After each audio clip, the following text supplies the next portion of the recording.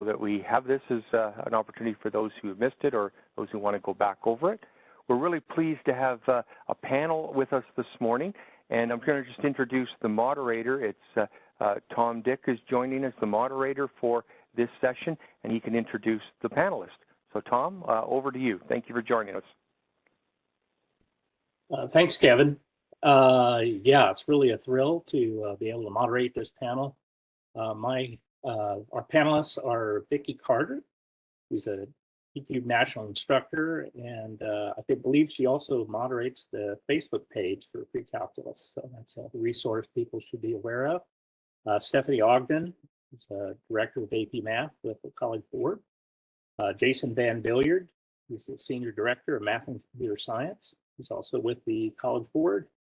And Craig Wright, who's the senior director for AP Precalculus and assessment specialist with the College Board. So without further ado, I'm going to hand it over. And my main role from here on out will be running the slideshow. So panelists, just give me a quick nod whenever you, or just to advance the slides whenever you want to. All right.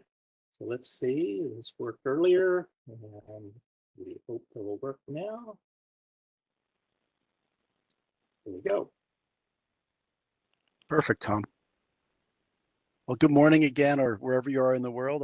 Good afternoon, good evening, and it's great to be with you here today to talk a little bit about AP Precalculus. I've been with the different teams kind of sort of guiding the process since the beginning, and so I do want to sort of start at the beginning, which is the course research and design. I'm currently just outside Philadelphia and sometimes get up to the College Board offices in New York or down in Reston, Virginia to work with other teams, but realize that the inputs for this came from all over the country of the United States, looking at across different borders and talking with faculty from all over the world.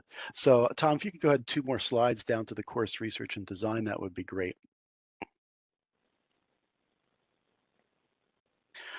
So how did we end up where we are? Besides the fact that there was a lot of interest in an AP Precalculus course, once that was realized, there was the looking at how do you design this thing, because as we all know, there's sort of this canon of things that everyone does, and then all those other topics that different colleges, different high schools do in their pre-calculus courses. So we did a lot of research. We analyzed syllabi, we looked at different majors and their requirements, we looked at textbook analyses. The biggest input really was getting faculty from around the country. We spent a summer with a sort of a virtual tour, talking to different faculty from around the country to sort of get the on paper you can kind of see the nuts and bolts of what's in the course, but you can't get the feel of the course. And that's where those conversations really help to say, what should we emphasize in this course? What should be the glue that holds the course together? What's the purpose of the course? And so that faculty input was then moved to the advisory board and writing team, who put pen to paper and guided the process of building out the framework that you can now find online. And although this looks like a linear process, it really was iterative, kind of going back and forth, asking faculty what they think and adjustments to the whole thing. And I think it's still a work in progress, as many of you have seen the framework, and there's questions: should this have been done this way? Should this have been done that way? And so we do always welcome the feedback related to the framework and the course, and glad to take that back to the development committee. So I work directly with the development committee and take the information to them, including something we did at the end of the development process, which was a pacing and confidence study. So the pacing study was, can teachers do this in the 180, we say 140-day school year, because we all know what happens with the assemblies and all those sorts of things, and different schedules for different parts of the country. But the 140-day school year, and then the confidence study really was different topics. Where are teachers most confident, least confident? And this has really informed some of the resources we've developed, because we realize teachers aren't that confident in certain topics. And so we developed extra videos, experts in the field helping to support the teachers, who then can support the students in those topics. And that has been a really positive thing, as we've seen teachers using these videos already. So if you're not aware of those, go ahead to AP Classroom and you'll find them there. We can advance to the next slide. So where are we in this process? Back in spring of 22, we put out a first draft of the framework and got feedback on that. And then in spring of 23, the course and exam description was released. The CED, or course and exam description, consists of the framework, which are all the topics that are in the course, along with assessment information, sample questions, instructional resources, and some sort of those softer guiding principles that kind of inform where the course is going, sort of the glue that holds it together that you can't see in those 3.2.8.4 kind of things, the glue that holds it together. This past spring, the course audit opened for teachers, and there are thousands of teachers who are involved with the AP Precalculus course.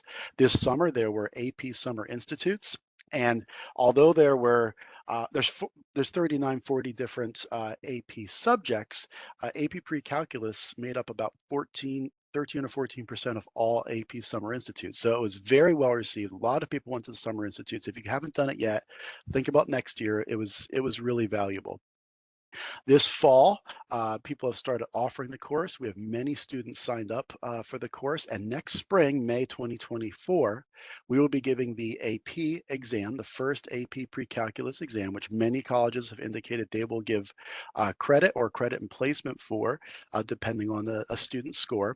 And one thing about the AP reading, we have a multiple choice section and a free response section of the exam, which Craig will talk about later, but the free response section is scored by people like you. We need AP readers. So if you are interested in being an inaugural AP Precalculus reader, please go online, just Google how do I become an AP Precalculus reader to score the exam. It's pretty easy to get there, and then take a look at the opportunities there. We will be scoring, right now it's looking at June, early June is when we score the exams. And it looks like this year we're going to be scoring in Kansas City, Missouri, and I look forward to the barbecue. Next slide, please, Tom. So the course framework, if you kind of think about it, there's two parts of the course framework, and if you want to advance, go ahead, Tom. There's the sort of content and the skills of the framework. So the content are sort of the nuts and bolts of the framework. You can advance and get all the way to the QR code, Tom. But the content of the framework, and then there's skills, the things that sort of like students are doing from unit to unit to unit to unit that they'll be practicing throughout the course. So there's a QR code there if you want to look at the CED, but you can also Google Precalculus CED. It's pretty easy to find. Next slide, please.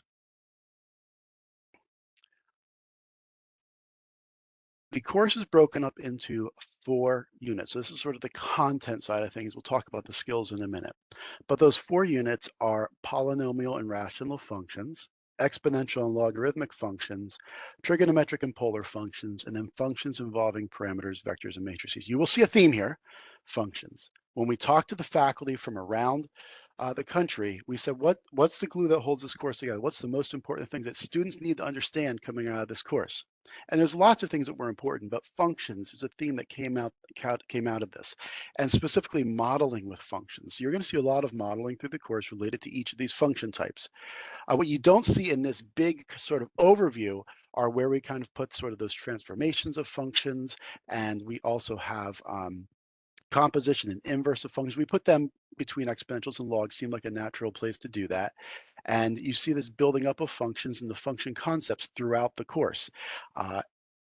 One thing to note, and next slide, please, Tom, that if you go into the framework, these are just the topic overviews. Please take time to read what's in the framework. Don't just look at the topics, because these topics look like a lot of typical topics you'll see in any textbook,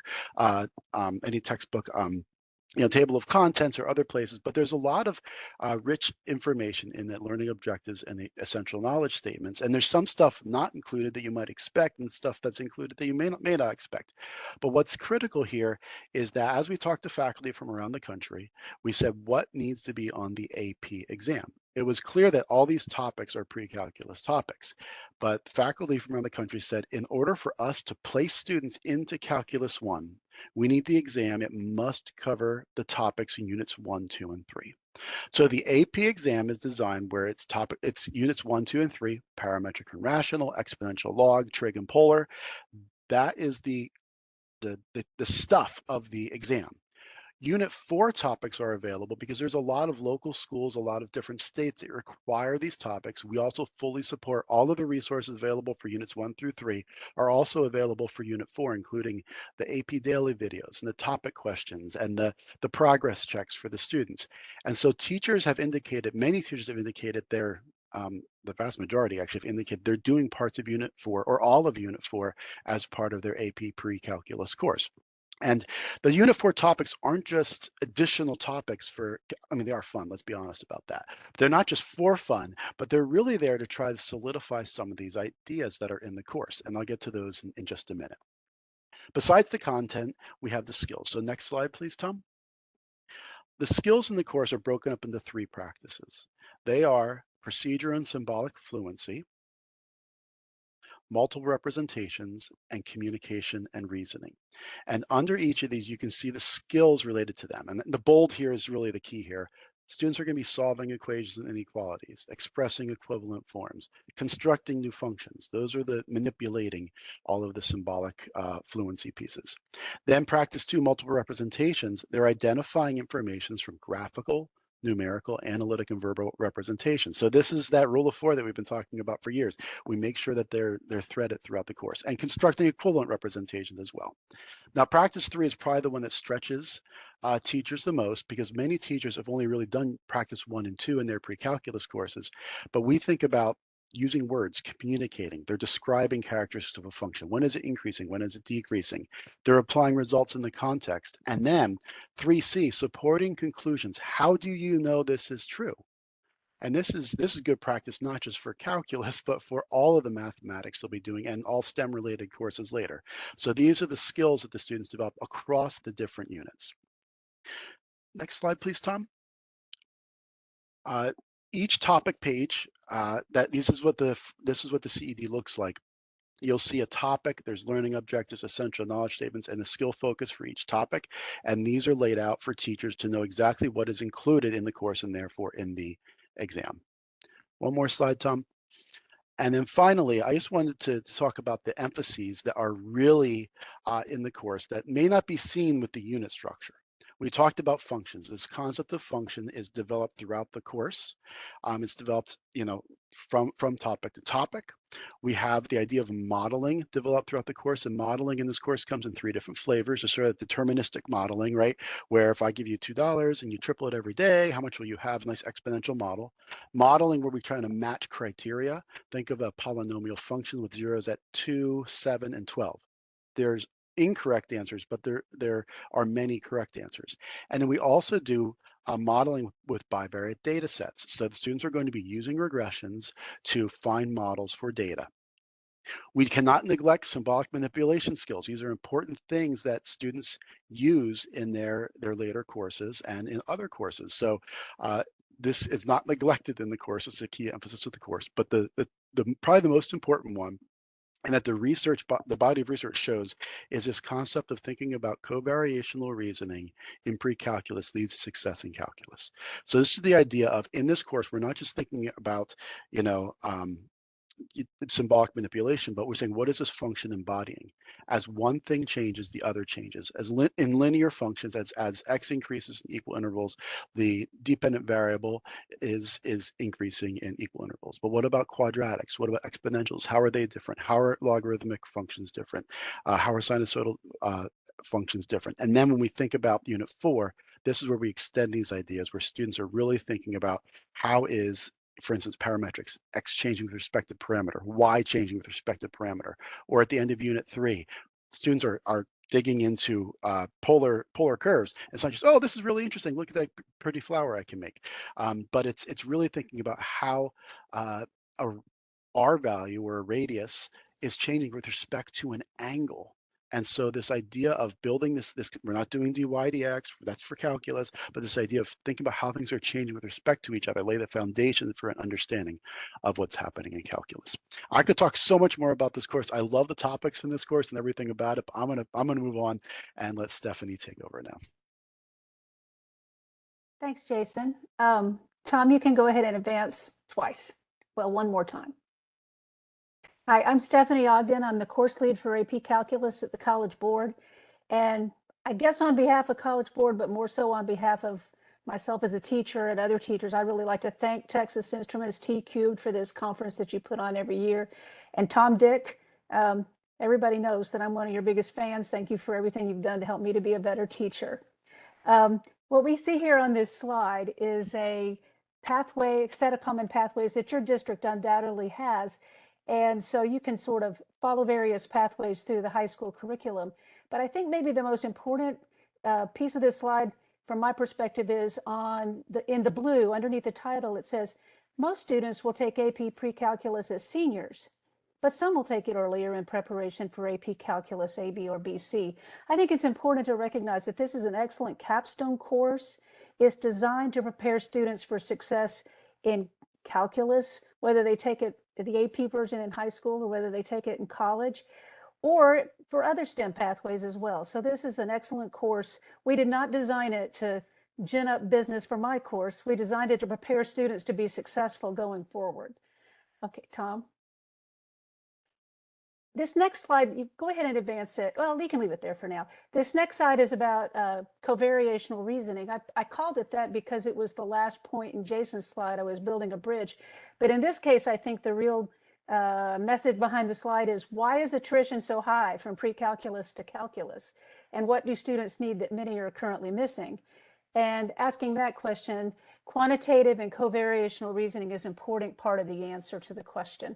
There's a large body of research supporting this, and Marilyn Carlson is somebody who's on one of our committees, and she's done a lot of research in this area. And some of the things from this slide come from a paper by her and Bernie Madison, former chief reader, having to do with a study of students' readiness to learn calculus. In the case of the covariational reasoning, Jason described that, considering how two quantities in a dynamic situation change together. Looking at a graph, sometimes students see a graph and they think it's just they don't understand the dynamics in a graph. It looks like a static picture of something. It's two quantities changing in tandem. I use that language because that's the words that are used in topic 1.1. From the get-go, they introduced this concept. Tom? There are other key ideas that are foundational that I think contribute to attrition. If students miss out on these ideas, they won't do as well in their subsequent coursework. One is the process view of a function. Sometimes students have very fundamental views of functions. Oh, it's a letter, it's F, it's, they aren't even thinking about input and output and all these things. It's a mapping of inputs from the domain to outputs in the range. That idea that I know is taught over and over again. Precalculus is an opportunity to really help students to internalize that rather abstract and initially challenging concept that they need to be successful in calculus. Skipping that step contributes to that attrition from precalculus to calculus. Also, there are some specific concepts that I think that this course develops really well in preparation for calculus. One of them is average rate of change on an interval of a function's domain, topic 1.3. Now, we may be tempted to kind of blow right by some of those topics because it feels like Algebra 1, but going into calculus, we know how important it is that it lays the groundwork for developing the derivative. Also, proportional reasoning and modeling, and I've listed several topics where that's introduced. And finally, central ideas of trig and fluency reasoning and radians. I want to call that out for a second before we go forward. A lot of times, the pre-calculus courses that I taught over the years, there was a lot of time spent going back and forth between degrees and radians, and students really never had a great number sense of radians as they went forward. Broadly speaking, I'm sure many did, but many didn't. And so this course handles radians as this course raises students to be native radian thinkers. They work in radians the whole time, and I think that will help them to be better prepared for reasoning that way in upper level mathematics courses. Just a sidebar, it's a T-cubed kind of comment. One of the things that we always have to worry about at the calculus reading is any question involving trig functions. How will we score it if a student's calculator is in the wrong mode? Well, we would like very much for students to practice all year long, making sure that their calculators are not in the wrong mode so that never ever comes up even once on the AP exam. That's my dream. And we're actually inserting more reminders to help students remember to make sure their calculator's in the correct mode, but there's no substitute for practicing that all year long. Tom?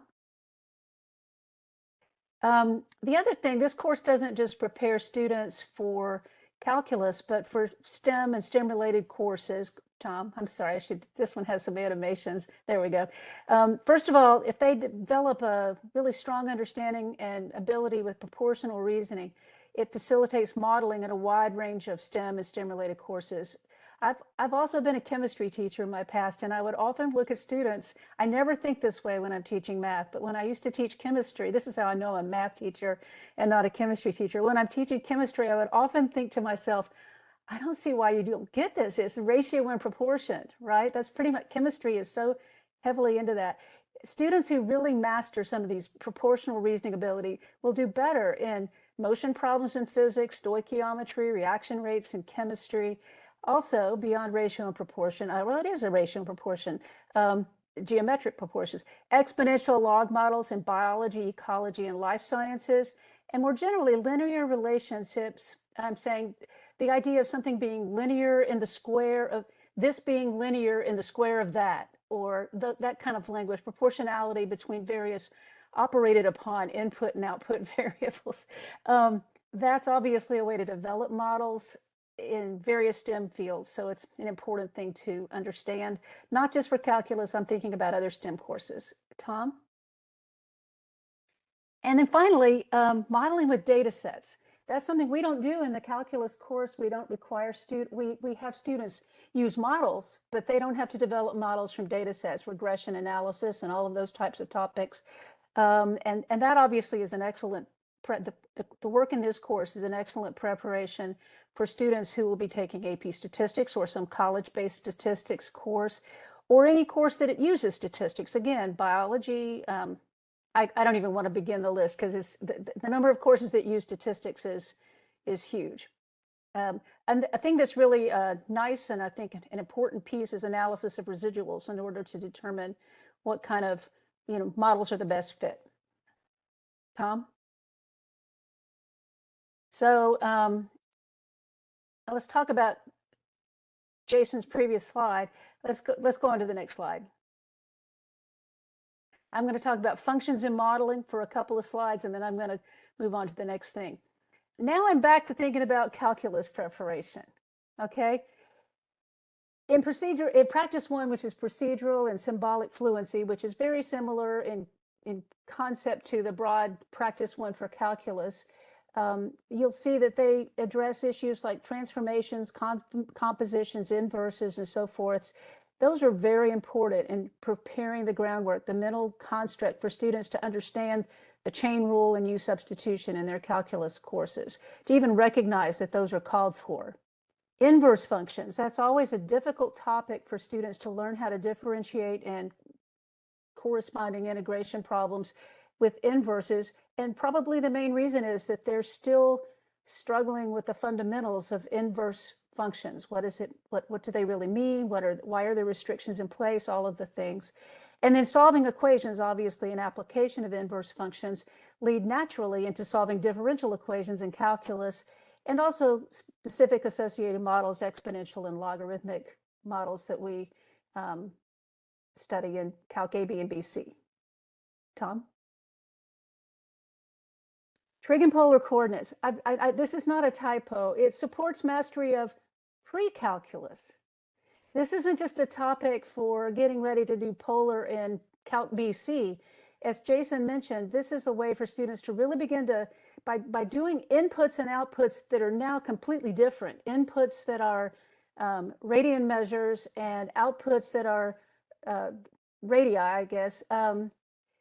That's a completely different way of thinking about things. It's no longer X and Y or V and T, it's something completely different. And that helps students to really begin to get the idea of this process view of a function. And of course, I mentioned before the idea, this course has develop students who are native radian thinkers. Tom? Can you advance the slide? Oh, well, you did advance it. Sorry. Also, the topics in Unit 4, which is optional, supports learning of physics as well as Calc BC. Okay.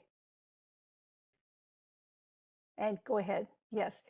Multiple representations. You can just do the whole slide. I think that's it.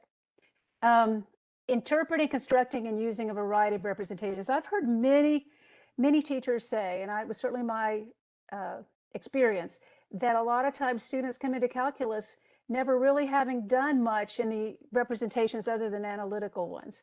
And this course will address that. And not only will they have that experience with multiple representations, but they will also have accrued the benefits of that at an earlier stage. So I'm really excited about that focus in this course. The modeling supports applied calculus, and also pre-calculus practice with modeling supports statistics. I won't say any more about that. Oh, I will say this. In practice 2, you'll notice 2A. I think this is an interesting skill. Identify information from graphical, numerical, analytical, verbal representations to answer a question or construct a model with and without technology. I think it's an interesting way to think about regressions and so forth as an alternate representation. You know, it's an interesting place to put that concept in my mind. All right, Tom, please advance. Thank you. And one more time. Yeah, that's good. This particular slide, I included it because symbolic manipulation was one of Jason's emphases, but I also wanted to include it because it gives me a chance to talk about a topic that people often ask about with regard to pre-calculus, and that's limits. Sometimes people, I know many times will start teaching limits, maybe, you know, the second half of pre-calculus. It's sort of like getting a jump start on calculus for the next year. That's not what this is about.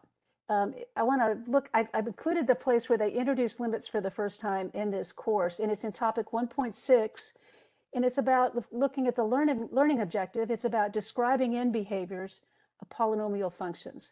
And we've all done this. If it's an even function, they're either both going up, both going down. If it's an odd function, this and that, you know what I'm talking about. Well, this course takes that idea that's often introduced in Algebra 2 and brings it forward in the following ways. I'll just read the first EK. As input values of a non-constant polynomial function increase without bound, the output values will either increase or decrease without bound. The corresponding mathematical notation is the limit as x approaches infinity of p of x is infinite, or the limit as x approaches infinity of p of x is minus infinity. Now, a couple things to notice about that. You see the process view of the function. Input, what's happening with the output. You see covariation.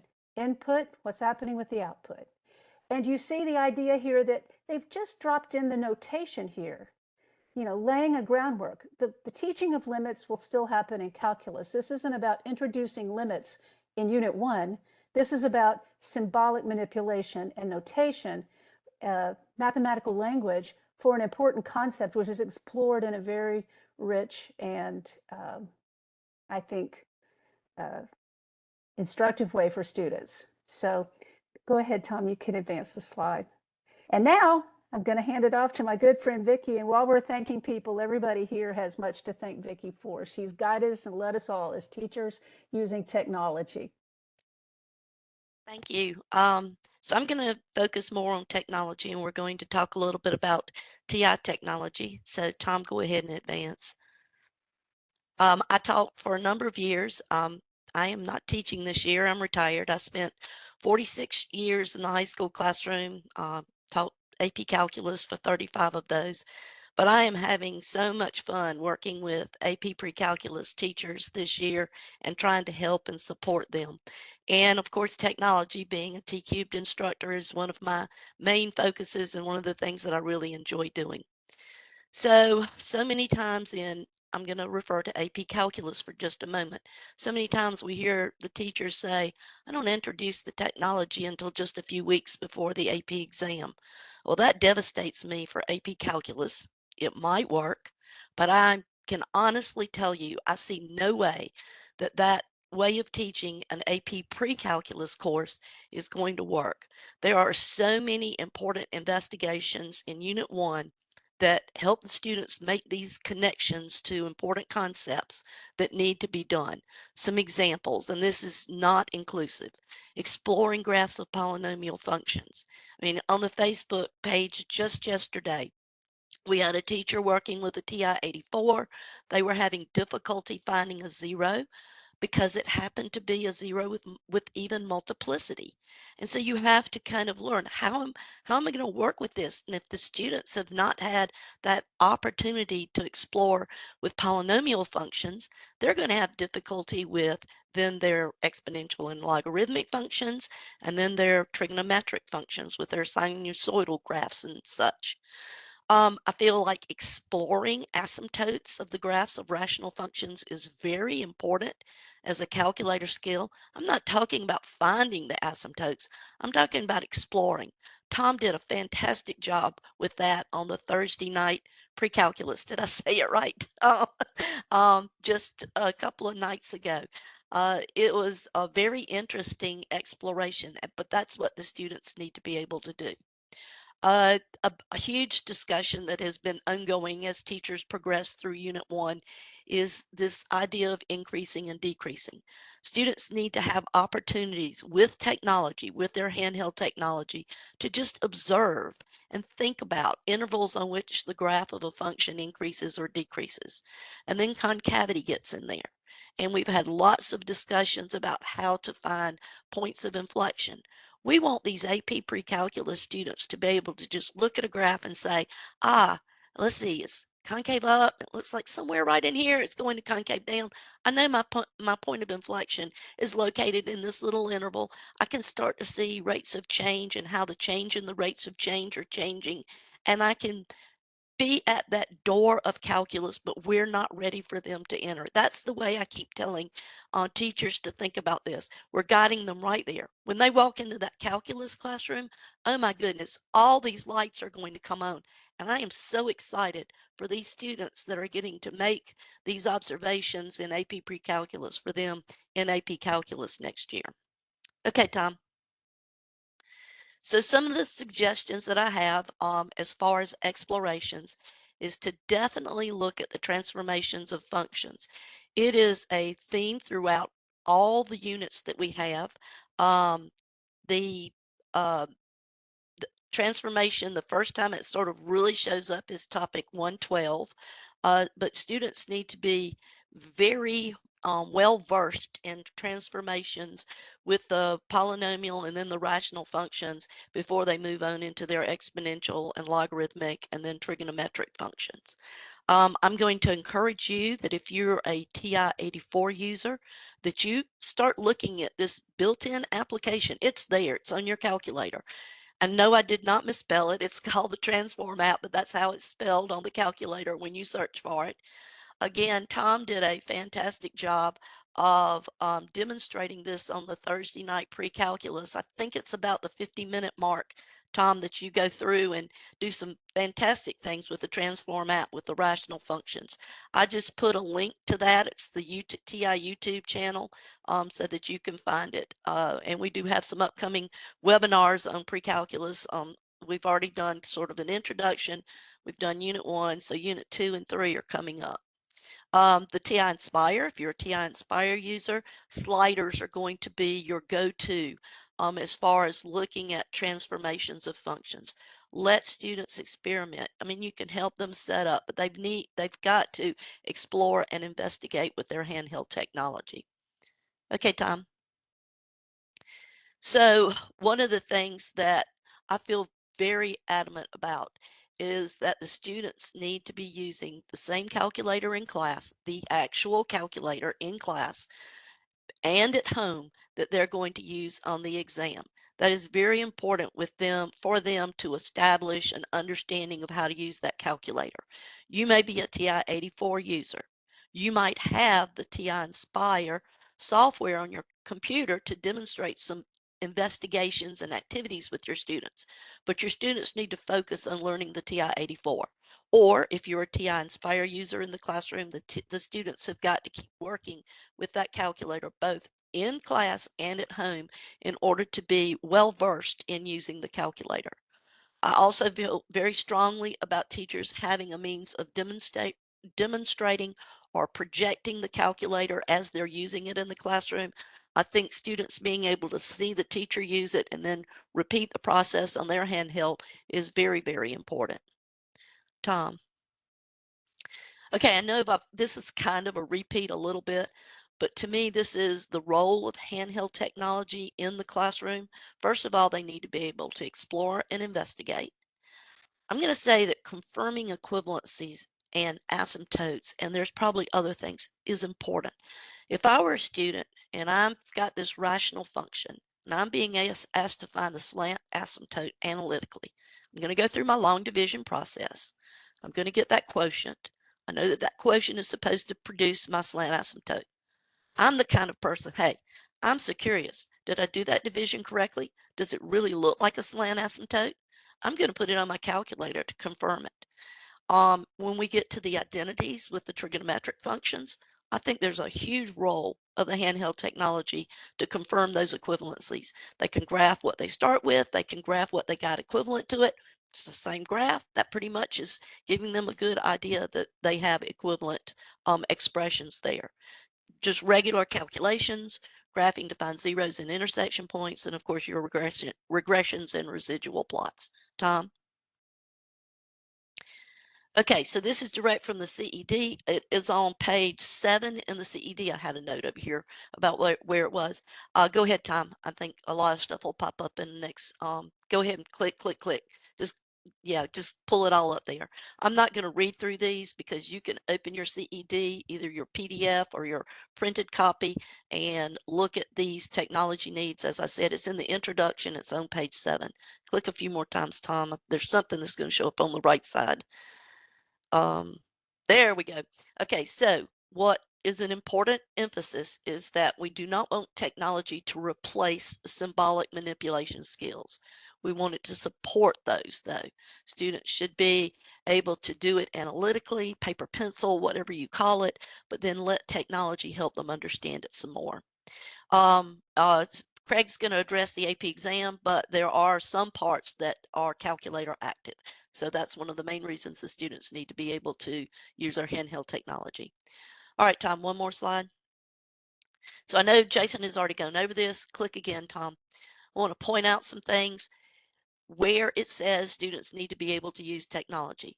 So Jason kind of highlighted the bold print part of what they need to be able to do.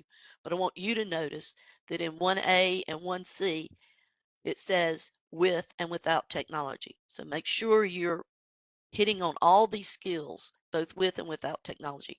Again, Tom, and click again. Again, both of those skills in 2 are with technology.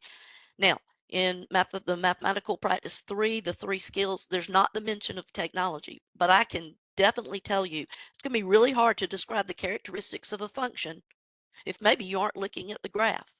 Or apply numerical results, maybe I did a regression, or maybe I'm looking at a table of data. And so support conclusions, yeah, graph can really help me support conclusions. So even though it doesn't say with and without technology, we're going to be using technology in all of these. Okay, Tom. All right, so this is the last slide that I have. If you look in the website for TI, it's easy to find. Somebody might put the link up in just a moment. There are already pre-made TI 84 activities that you can use. It's called 84 Activity Central.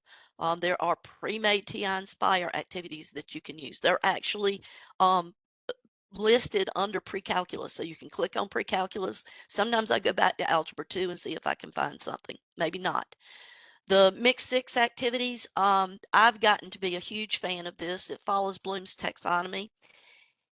We actually have a session on that has been recorded in the TI website. There's also a blog post. It's 6 problems. It doesn't overwhelm the students. They can do a single sheet of paper, but it follows through with Bloom's taxonomy. So I really encourage you to look at that. I've written a lot for AP Precalculus and some that are majorly focused on the use of technology. A lot of you have probably heard about circuits. They're like what I call the individual scavenger hunt. The reason teachers love them and students love them is the answers are there. They've just got to find them. So if they get misplaced along the way, they should be able to find themselves there. Again, I've written a good many of these. You can find them under this link that I'm going to put in the chat. If you join the Facebook group, we're always putting up links to activities and things that teachers are doing, and so you'd be able to find those there. Thank you, everybody.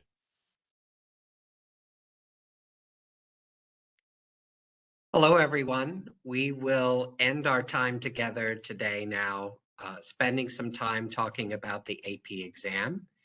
The AP exam gives students an opportunity to demonstrate what they have learned, what they know after spending their semester or full year in an AP Precalculus course, and give them the opportunity to get college credit or placement. Speaking of college credit, as of October 15th, the online AP credit policy tool will be updated to include college credit policies for AP Precalculus. So if you're familiar with that tool, as of October 15th, information about Precalculus will be added to that. So let's talk about the exam structure briefly. Tom, if you'd click through the details here on the slide. Monday, May 13th in the afternoon is the inaugural administration for the AP Precalculus exam.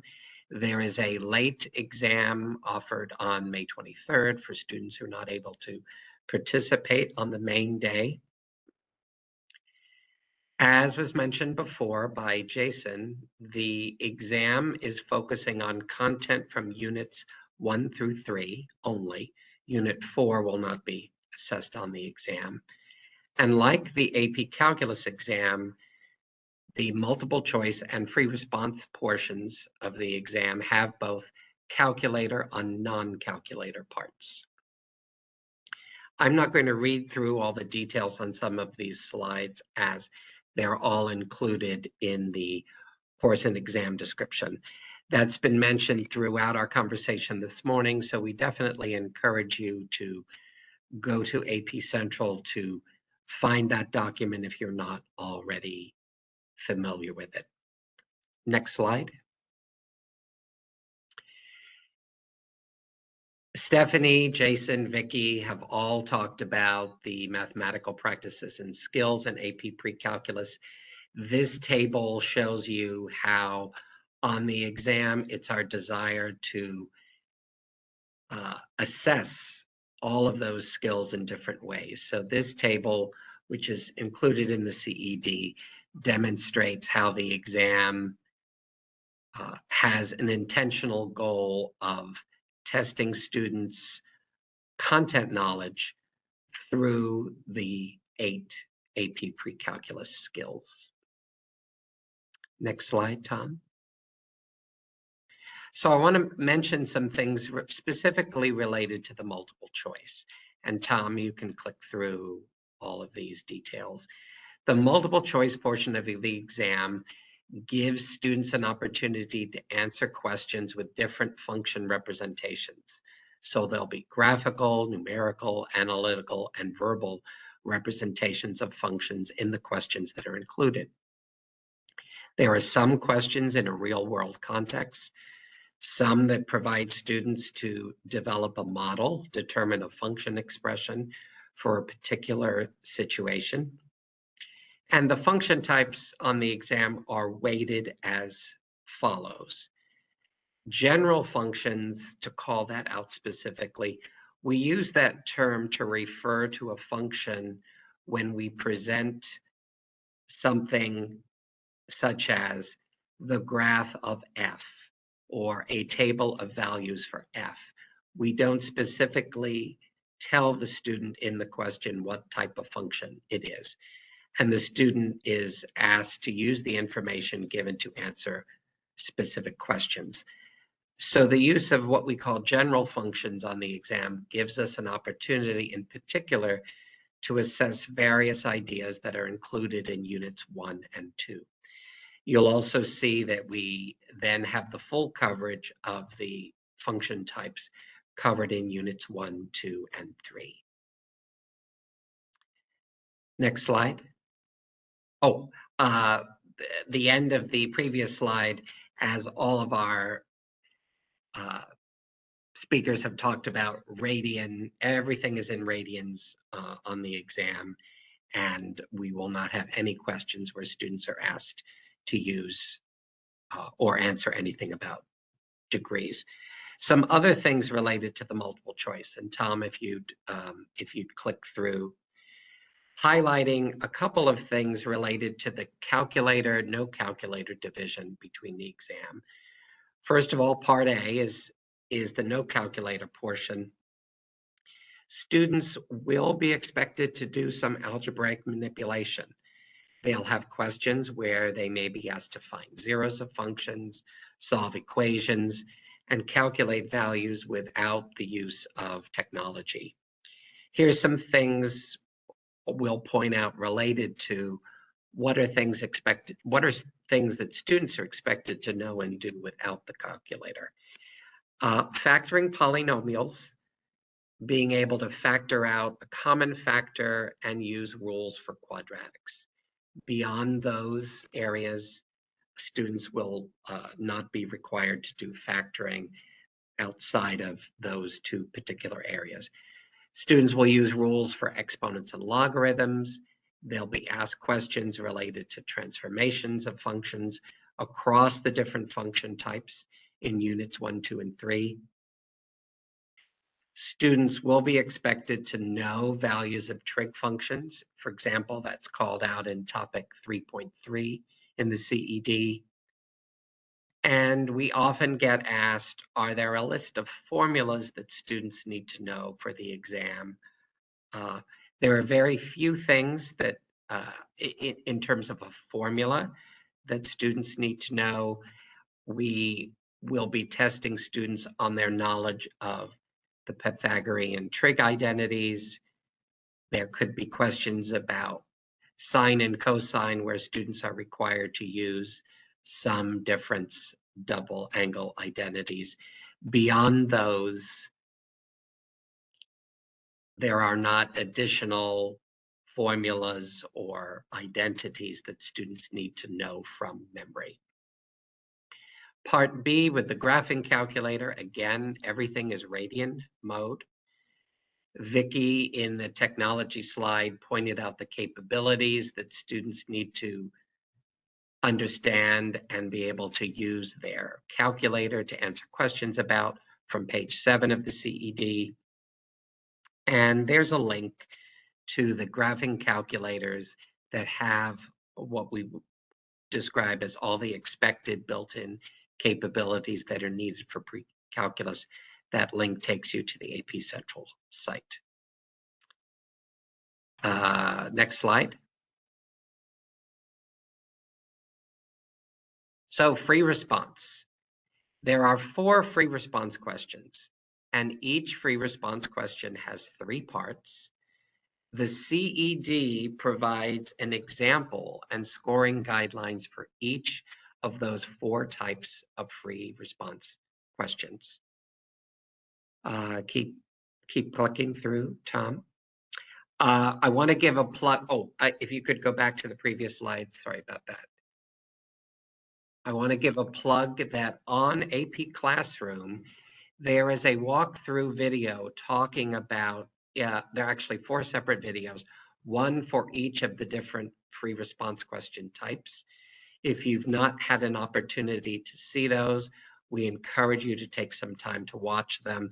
They go into a deep dive, not only talking about the CED free response questions, they also provide details about the kinds of things and skills that are being assessed in each of the 4 different free response question types. So they provide a lot of great information. Next slide, Tom. Thanks. So let's very briefly talk about the 4 free response question types.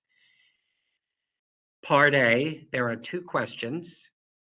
FRQ1 is what we call our function concepts question, and FRQ2 is what we call our modeling a non-periodic context question. The graphing calculator required, part A of the exam, will always have these two types of free response questions. The unit focus for both of these questions is units 1 and 2. And the slide includes the skills that we're specifically assessing in those types of free response questions. Both parts of the free response section are 30 minutes in length. So students have 15 minutes per free response question. During part B, where students don't have a calculator, like on the AP Calculus exam, students can go back and continue to work on part A without the use of the calculator. Tom will click to show part B without the calculator. Again, 2 free response questions that will always follow this model. FRQ3 is what we call our modeling a periodic context question. That will focus on modeling the trig function. And FRQ4 is our symbolic manipulation question, which focuses on solving equations and writing equivalent expressions using the function types from units 2 and 3. Next slide. The general instructions on the free response section are included in the CED. I won't talk through these here other than to say we encourage you to spend time with your students, familiarizing them with these instructions so they are so they know what they'll be asked to do with the exam, they know the things that they can use their calculator for, and they're ready then to answer the questions on exam day, having seen these general instructions, and they are in the CED. Next slide. Also in the CED is a list of what we call task verbs. These are the verbs that we use in the free response questions on the exam.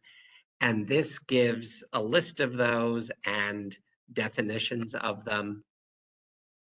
We encourage teachers to use these verbs in their classroom, in the kinds of questions that they dialogue with students about on their own exams, so that students from the beginning of the year all the way up until exam day are familiar with using these terms and understanding what they mean.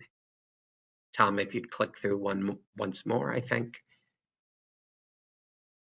And I think one more time, yes. So also these are in the course and exam description. Our earlier speakers have talked about the AP Calculus, slip of the tongue there, pre-calculus reading in 2024.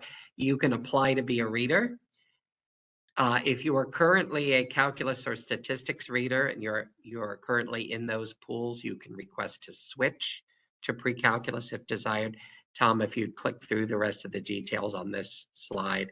If you're not a current reader, we'd love to have you. We're going to need lots of teachers and college faculty to help us score all those exams. If you're currently teaching AP Precalculus and your AP course audit authorized, you're eligible to read. You don't need any years of experience teaching AP in order to be a reader. College faculty should be teaching precalculus, calculus, college algebra with trig, or any course that requires precalculus. Any course that requires any of those as a prerequisite. The reading is in Kansas City, June 11th to 17th, and it's the same time as calculus. So if you know someone who's a calculus reader, or you are interested in switching from calculus to precalculus, you'll still have an opportunity to see your calculus friends for those of you who will be on site. There will also be at-home reading opportunities, just like there are in all of the AP subjects. Next slide, Tom. A couple plugs for resources that are available. One is the AP Precalculus teacher community. Earlier, we've talked about the Facebook group. We encourage you as another place to gain valuable information and interact with fellow AP teachers is the AP Precalculus community. Next slide. AP Classroom is your go-to place as an AP course audit authorized teacher for lots of resources. Jason mentioned earlier, there are, in addition to the FRQ videos that I talked about, there are these content deep dive videos for teachers that are available. That's a list of them. We currently have progress checks and topic questions available for units 1, 2, 3. Unit 4 materials will be coming later this year. And there are and will be AP Precalculus practice exams to use for students. Practice exam 1, multiple choice, is currently available. The free response is coming in January, and we'll have 2 additional practice exams available, all being well, in February of 2024. That is everything that I have to share. I'm going to ask Tom to go to the next slide, which lists our contact information, and we encourage you to reach out to any or all of us for follow-up questions or information. It's been a pleasure for each of us to share this time with you this morning. I'll turn things back to Tom or Kevin. Right. Thank you very much. Well, Tom, did I let you say if you want to say any concluding words? Just a huge thank you to our panelists. We really appreciate you taking the time to share your knowledge, expertise, and insights with us about the AP Precalculus course in this inaugural year, and that's very exciting. So thank you again for participating. I certainly would. Yeah, thank you. I certainly would echo Tom's comments with that, and I know that a number of educators, particularly as this is the beginning year, that there's been lots of questions, and it's really, I think, helpful and valuable that you've all been able to spend some time and share with your expertise with us today. And a reminder that there will be some more sessions involving Precalculus, AP Precalculus during this day, some more breakout sessions. The next one will begin at the bottom of the hour, and you'll have an opportunity to choose a variety of sessions. Just before we go, a reminder that there will be a survey that will be sent to you afterwards, and we'll appreciate your feedback. It helps us to continue to improve and provide professional learning that is useful and impactful for all of you. Just before we conclude, again, just wanted to say each of these sessions from the live attendees, we select one person to receive a TI graphing calculator, and this person will follow up with you to decide to ask you which one you would wish to receive, whether it's a TI-84 or a TI Inspire. And from this session, the lucky winner is, I hope I'm saying, Janini Perez. And so we'll follow up with you after, I think, early next week, and get the details about sending you your prize. Again, thank you very much to the panel, Craig, Jason, Stephanie, Vicki, and Tom. It's wonderful to have had your expertise, and you covered quite a lot of ground for everyone this morning. So thank you so much for joining us. Much appreciated, and hope everyone has a good day and the rest of the conference. Thank you, everyone.